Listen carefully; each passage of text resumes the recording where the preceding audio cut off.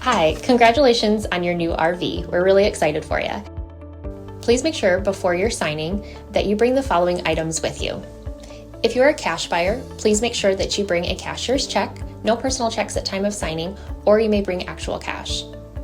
If you're a finance customer, please make sure that you bring proof of insurance listing your specific lien holder. If you need that information, please call us ahead of time. Also, make sure that you bring all valid driver's license of all persons that will be listed on the title. If you have a trade that you're trading in with us, please make sure that you bring your 10-day payoff as well as your title and all persons who will be listed on the title of that trade. Arrive 30 minutes early before your appointment time so we can properly inspect your unit, and also make sure that you have the fridge on and running prior to arrival. If you have any questions, please feel free to give us a call at 810-686-0710. Thanks so much. Have a great day. Hello, this is Mike with TradeWinds RV Center, here to congratulate you on your purchase of your Flagstaff Microlite 25B RDS travel trailer. I'm here to walk you around it, show you how to use a few things, and get the best out of your camping experience. Let's start by talking about arriving at the campsite. A couple things taken into consideration when parking. There'll be plenty of room for that awning to come in and out on your campsite. And on your off campsite, of course, leave plenty of room for this slide to come in and out. But I also want you to think about where your power and water connections are going to be. Your power is going to plug in all the way at the rear corner on your driver's side of your tow vehicle. And then your water is going to be just behind the rear tire on the driver's side of the tow vehicle. So park accordingly so you can utilize the facilities at the campsite. Once you arrive and unhook your hitch, first thing you do is level your unit. They do have a power tongue jack, night docking light should you arrive at night. Simply lower or raise the unit to your level. Underneath this rubber stopper right here, manual override hole for that hand crank. You can get this up and down if you don't have power. Speaking of power, check your battery posts when you arrive. Make sure those haven't wiggled loose. Once you get a unit level, next thing you do is stabilize it. All four corners of the unit got these stabilizing jacks, 3/4 inch hand crank.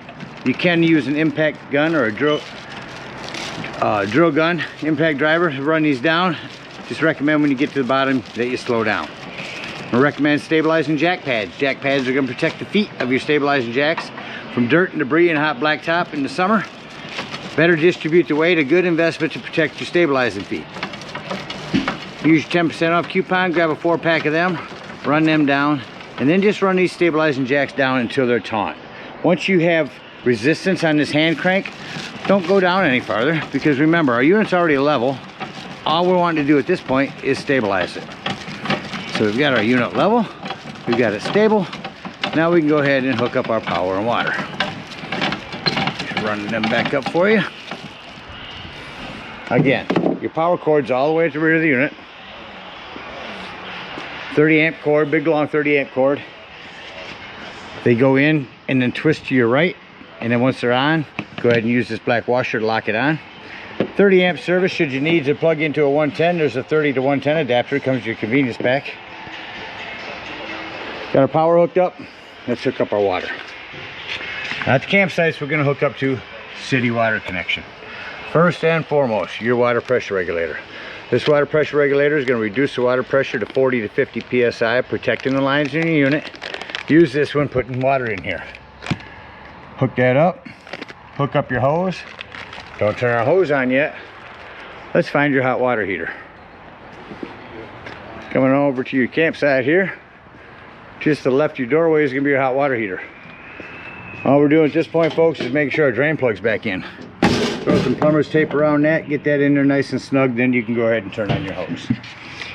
Now if your hose has been on for a little while, go ahead and go inside. You can deploy your slide if you need to, because our unit's level and stable. All I want you to do is go inside and open up your water taps. Open them up till you get a nice steady flow of water coming out, all the air's out of the lines. Then you can shut them off. Then you can turn on your hot water heater from indoors. Now let's say we're going to go camping and we're not going to use city water.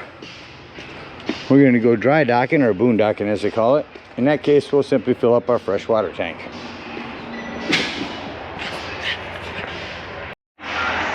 Which is actually toward the front of the unit on the off-camp side. Potable water or fresh water tank. No need for a water pressure regulator here. Simply use a hose. Two ways to tell when it's full. One, there's an overflow valve right here, or two on the inside where you check the levels of your battery and black and gray tanks. There's also a freshwater button. So once you've got that full, put your cap back on, and then whenever you want to utilize this water, you have to turn on your water pump indoors. Don't turn on your water pump when hooked up to the city water. That's already pressurized. All right, we got our power and water hooked up. We're ready to camp. I'm going to walk you around the rest of the outside of the unit here. Docking lights. See them up there, top. Pass-through storage here. There's your freshwater drain. Using potable water, that's where you dump that water at. Lots more storage around here. Again, city water. Here's your antifreeze inlet, cable and satellite, your black tank flush. We'll talk about that when leaving the campsite. Hot and cold shower. Down here is where you dump your black and gray tanks. And underneath here is your low point drain. Can you find that? Get up underneath there and see that. There they are. Again, your power. Spare tire with the cover. It's also prepped for a Furion backup camera. Device you can purchase from our store. Sits on the dash of your tow vehicle, electronically communicating with this, give you a backup camera for the unit. You got a ladder, utilize it. Go up there a couple times a year, check the seams, caulk as needed. Come around to your cook side here. You do have a outdoor spray port.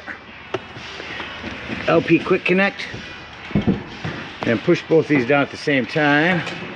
You can pull this out for your stick lighter light grill. And it's all hooked up. Pull this down here and take that quick connect LP and connect right there. Make sure it's tucked in there good before you push your drawer closed. You have to push down on these to close your doors as well. Make sure you lock your outdoor fridge. You're all prepped for a TV out here. Cable, 110. Here's a lip for a griddle and stand, table. There's a flue for your furnace. If you're running your furnace, steer clear of that. It will get rather hot.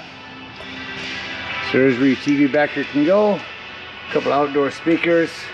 A vent for your microwave underneath your porch light there. Again, your hot water heater. Underneath this slide right here, where this hole is, a manual override for your slide.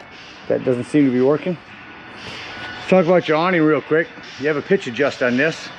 Hypothetically, our picnic table's down there and it starts to rain. Pull down on that pitch adjust, that's going to send all your rainwater down to this end. Come around to this side of your pass-through storage. You are prepped for solar. Plug in a solar panel right there and that'll trickle charge your batteries. Again, your batteries, your propane does have a cover. Comes with a regulator. Lefty loosey to open. Green means you've got gas. All right, coming up inside the unit, first thing I'd like to point out is the fire extinguisher. Make sure that you and everyone that's camped with you knows that the fire extinguisher is located at the entry doorway in case of emergency. To your left as you come in, down toward the bottom, here's the control panel. We'll start by telling you about the RV app, One Control app. Get that on your phone. You can control your awnings, your slide outs, your lights, everything from outside. It's really great if you end up going to camping alone somewhere. You can stand outside and open up your slides, make sure everything's clear. Below that, your Wi-Fi Ranger. That'll allow you to pick up Wi-Fi at the back of the camp. It's a little bit easier. Here's where you check your battery. Your fresh tank, that's the button I said you can hold down to tell when your potable water's full. Your black and gray tanks. There's your Wi-Fi to turn on. Here's where you turn on your water pump. Here's where you turn on your water heater if hooked to gas. Water heater if hooked to electric, pick accordingly. Here's your tank heater. If you're in inclement weather, you turn that on. It'll turn on an electric pad on your tanks. Your awning and slide outs. Lots of lighting here on your awning. We continue running that out to show you. You only want to run that out until that flap falls down to 90 degrees. You can see that bar. It will extend itself past that and run itself up backwards. So keep an eye on it as you're running it out. So I run that back in. Down here is your solar control panel power controller. What that does is it limits the amount of solar power going to your battery. So only thing you have to do is make sure that's on wet battery. I will send you a separate video from GP Electric specifically on this. Catch your awning back in. Continue around the unit. TV up here. Turn that on for you.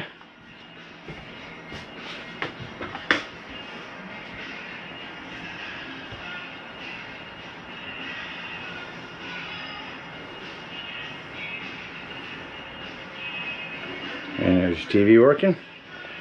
Then your sound system down here, turn that on. So 3 zones on this.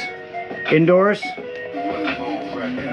front, or outdoors, or all 3. Bluetooth, AM, FM, DVD, CD player, really nice system.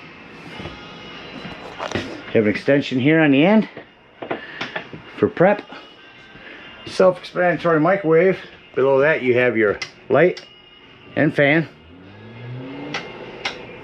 Your cooktop here makes an excellent backsplash. Set that up like so. Turn on your panel light. Turn this to high. Hit your spark when your gas is turned on. That'll flame up. Over here on the oven, same thing. Turn that to light. Then spark it. No need for a pilot light anymore. This panel light, rock it down and it becomes an oven light. So right to that, your Magic Chef fridge. The only thing I want to mention on this is make sure this handle's over here for travel. In here is your RV griddle and stand that'll set up outside. Your lighting in here, showing you storage. You got a ladder for this bunk, lighting for the top bunk.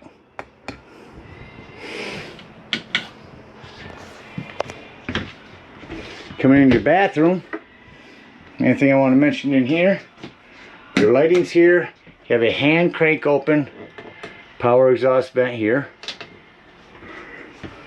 Plumbing to maintain. Keep an eye on your plumbing behind that panel there. It's all PEX now. You are bouncing the house down the road. Things tend to wiggle loose, so keep an eye on it. Coming out here in the hallway is your thermostat. Turn your AC on. So it turns on quickly. Shut that off, it shuts off quickly. I'm going to turn your heat on. I'm going to shut your heat off. You'll notice that the heat fan coming out through there tends to take a little bit longer to cycle through and shut off than the AC does. 110 down here and your 12 volt carbon monoxide propane detector. Reason I mentioned that's 12 volt, it's always running off your battery. So if you are out boondocking or dry camping and you're going to be gone for the day, use that battery disconnect up by your tongue to keep this running your battery down while you're gone. So right underneath your fridge is your access panel to your breaker box and fuses. Ton of 15s in there, a 30, a 20, a 40.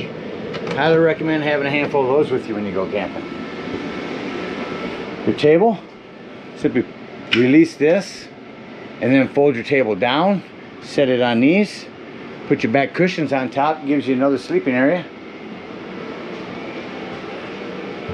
There's your inverter. Now I'll show you how to set up your bed. If you lift up on the front of your sofa here, release your back cushion.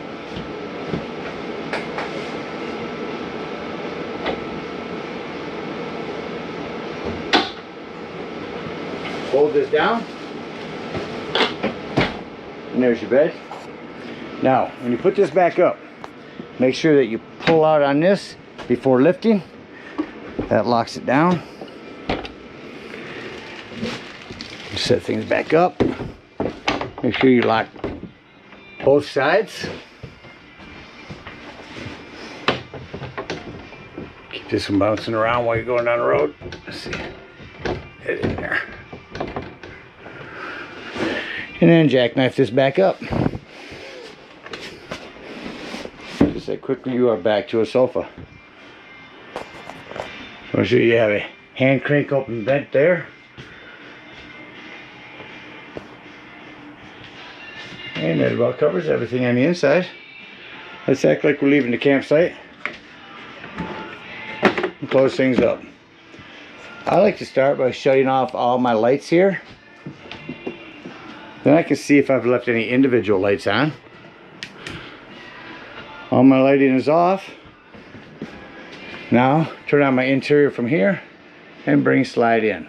Before I do, doors and drawers. Make sure all doors and drawers are secure. Nothing's going to impede your slide from coming in. Make sure your extension is down. And simply hit slide in. So I'll run this slide in real quick.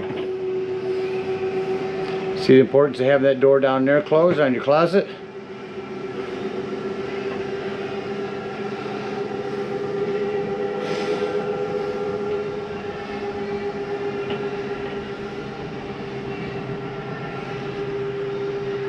Importance of having that closed. Okay to hear that noise. That noise is just the slide mechanism telling itself not to come in any further. Shut your light off, exit your unit. And as you do, you want to make sure this exterior door is all the way open. Otherwise this could catch on it as it comes in. Set that up inside. Lock and deadbolt your door. Lift and turn your handle. At this point, we're going to bring up all of our stabilizing jacks, unhook our power, our water, and our cable. If we are out boondocking, we're going to get up underneath here and dump that low point drain there. And if we're at a campsite, we're going to get right up underneath the lip here and dump both those low point drains. Lastly, we'll walk back over to your hot water heater.